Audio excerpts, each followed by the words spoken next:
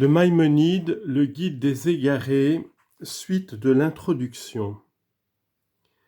Quant au présent traité, j'y adresse la parole, ainsi que je l'ai dit, à celui qui a étudié la philosophie et qui a acquis des sciences véritables, mais qui, croyant aux choses religieuses, est troublé au sujet de leur sens, à l'égard duquel les noms obscurs et les allégories laissent de l'incertitude.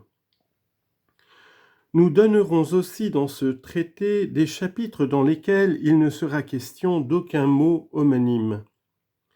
Mais tel chapitre servira de préparation à un autre, ou appellera l'attention sur l'un des sens d'un mot homonyme, dont je ne voudrais pas parler expressément dans cet endroit.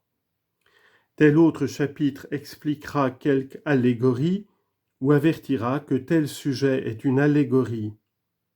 Tel autre encore renfermera des sujets difficiles, à l'égard desquels on croit quelquefois le contraire de ce qui est vrai, soit à cause de certaines homonymies, soit parce qu'on confond l'image avec la chose qu'elle doit représenter, ou qu'on prend la chose représentée pour une image.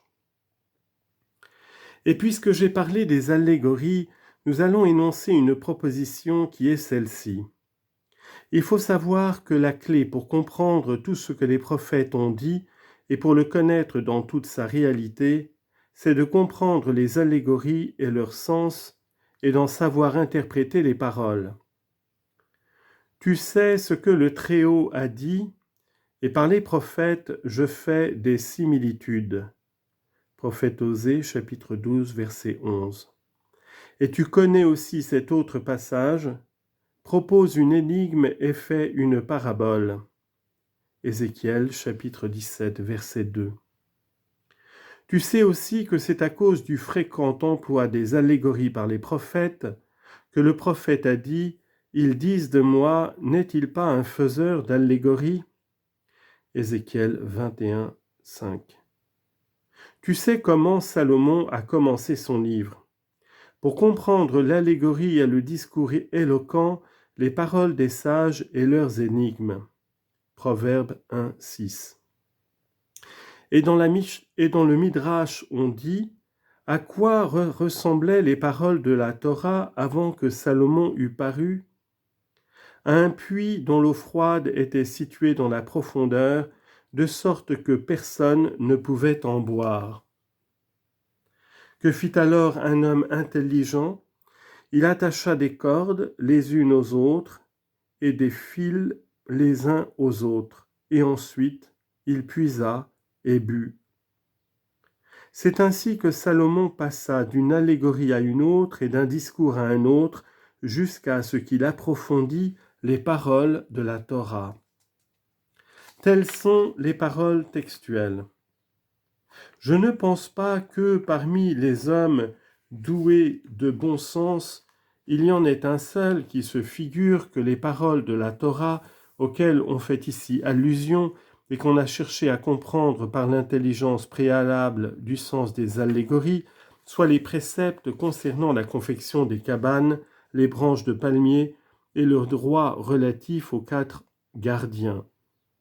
Bien au contraire, on avait ici pour but sans doute l'intelligence des choses profondes.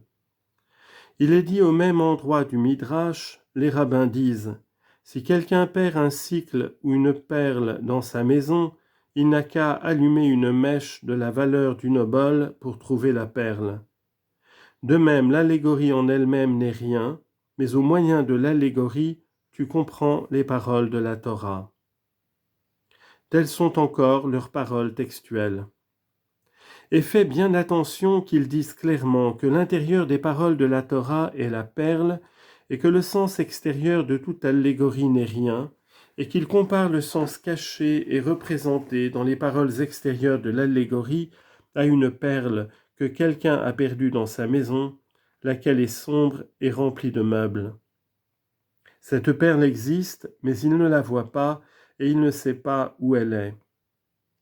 C'est donc comme si elle était sortie de sa possession, puisqu'il n'a aucun moyen d'en tirer profit jusqu'à ce qu'il allume la lampe, comme il a été dit, et c'est à celle-ci que ressemble l'intelligence du sens de l'allégorie. Le sage a dit comme des pommes d'or dans des filets, maskioth, d'argent. Telle est une parole dite selon ses différentes faces. Proverbe 21, 2. Écoute l'explication du sujet dont il parle. Maskioth, ce sont des ciselures réticulaires, je veux dire où il y a des ouvertures formées de mailles extrêmement fines, comme les ouvrages des orfèvres. On les appelle ainsi parce que le regard y pénètre, car la version chaldaïque de Va-yishref, il regarda, est Ve-isteki. Il dit donc, comme une pomme d'or dans un filet d'argent à ouverture très fine, telle est la parole dite selon ses deux faces. Et vois comme cette sentence s'applique à merveille à l'allégorie en règle, car il dit que le discours qui a deux faces, c'est-à-dire qui a un sens extérieur et intérieur, doit avoir l'extérieur beau comme l'argent, mais son intérieur doit être encore plus beau que son extérieur, de manière que son intérieur sera en comparaison de son extérieur, comme l'or est à côté de l'argent. Il faut aussi qu'il y ait dans son extérieur quelque chose qui puisse indiquer à celui qui l'examine ce qui est dans son intérieur, comme il en est de cette pomme d'or qui a été couverte d'un filet d'argent à mailles extrêmement fines, car si on la voit de loin ou sans l'examiner attentivement, on croit que c'est une pomme d'argent. Mais si l'homme à l'œil pénétrant l'examine bien attentivement, ce qui est en dehors se montre à lui, et il reconnaît que c'est de l'or.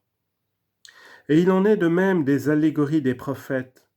Leurs paroles extérieures renferment une sagesse utile pour beaucoup de choses, et entre autres pour l'amélioration de l'état des sociétés humaines, comme cela apparaît dans les paroles extérieures des proverbes de Salomon et d'autres discours semblables. Mais leur sens intérieur est une sagesse utile pour les croyances, ayant pour objet le vrai dans toute sa réalité. Sache aussi que les allégories prophétiques sont faites de deux manières.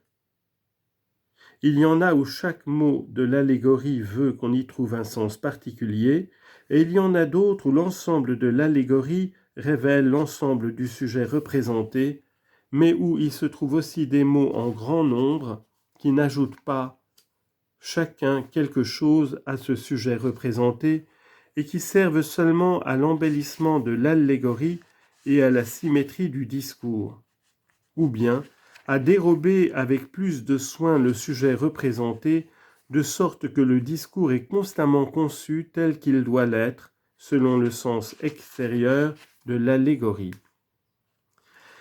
Il faut bien comprendre cela. Un exemple de la première espèce des allégories prophétiques se trouve dans ce passage.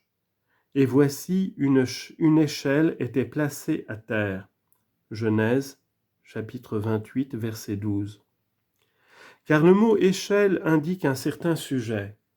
Les mots étaient placés à terre en indiquent un second. Les mots et sa tête atteignaient le ciel en désignent un troisième. Les mots et voici les anges de Dieu en indiquent un quatrième. Le mot montait en indique un cinquième. Les mots et descendait en indiquent un sixième. Et les mots « Et voici l'Éternel se tenait au-dessus » en indiquent un septième, de sorte que chaque mot qui se présente dans cette allégorie ajoute quelque chose à l'ensemble du sujet représenté. Un exemple de la seconde espèce des allégories prophétiques se trouve dans le passage suivant, Proverbes chapitre 7, versets 6 et suivants. Car par la fenêtre de ma maison, à travers mon treillis, je regardais, et je vis parmi les simples, je distinguais parmi les jeunes gens un enfant dépourvu d'intelligence qui, passant sur la place publique près d'un angle, s'avançait vers la maison où elle demeurait. Pendant le crépuscule, quand le jour disparaissait, dans l'obscurité de la nuit et dans les ténèbres. Et voilà qu'une femme vient au-devant de lui, dans l'appareil d'une courtisane, et le cœur rusé.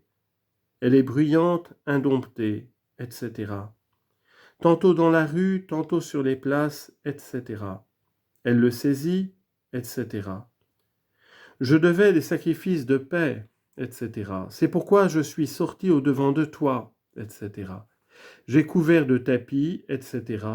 J'ai parfumé ma couche, etc. Viens, enivrons-nous, etc. Car l'époux n'est pas à la maison, etc. Il a pris la bourse contenant l'argent, etc. Elle le séduit par l'abondance de sa parole, elle l'entraîne par ses lèvres fallacieuses. Tout ce discours a pour but d'avertir qu'on ne doit pas suivre les plaisirs et les passions du corps. Il compare donc la matière, qui est la cause de toutes ces passions corporelles, à une courtisane, qui en même temps est une femme mariée, et c'est sur cette allégorie qu'il a bâti tout son livre. Dans quelques chapitres de ce traité, nous montrerons ce qu'il y avait de sage de sa part à comparer la matière à une femme mariée infidèle. Et nous ferons remarquer comment il a fini son livre par l'éloge de la femme qui n'est pas infidèle, mais qui ne s'occupe que du bon ordre de sa maison et de la position de son mari. On verra aussi que tous les obstacles qui empêchent l'homme d'arriver à sa perfection finale, tout vice et tout péché qui s'attache à l'homme, n'arrivent que du côté de la matière seule, comme nous l'expliquerons dans ce traité. C'est donc cette doctrine générale qui forme le contenu de toute cette allégorie. Je veux dire que l'homme ne doit pas suivre sa seule nature animale, c'est-à-dire sa matière, car la matière immédiate de l'homme est aussi la matière immédiate des autres animaux. Après t'avoir donné cette explication et t'avoir révélé le mystère de cette allégorie, tu n'espéreras plus pouvoir me demander ce qu'il y a de caché sous les mots « Je devais des sacrifices de paix ». Aujourd'hui, j'ai accompli mes vœux. Quel sens renferment les mots « j'ai couvert de tapis mon lit » ou ce qu'ajoutent au sens général les mots « car l'époux n'est pas à la maison », ainsi que tout ce qui suit dans ce chapitre. Tout cela n'est qu'une suite de phrases se rapportant au sens extérieur de l'allégorie, car les détails qu'il a décrits sont de l'espèce de ceux qui se rapportent aux fornicateurs, et de même, ces paroles et autres semblables sont de l'espèce de celles que les adultères s'adressent mutuellement. Il faut bien comprendre ce que je dis, car c'est un principe très important pour ce que je me propose d'expliquer.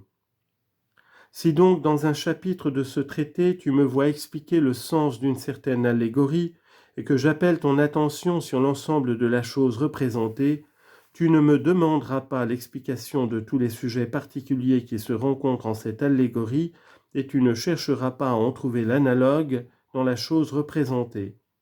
Car cela te conduirait à l'une de deux choses, ou bien à te faire perdre de vue le sujet qu'on avait pour but dans l'allégorie, ou bien à t'imposer la tâche d'interpréter allégoriquement des paroles qui ne sont pas sujettes à interprétation et qui n'ont pas été écrites pour être interprétées.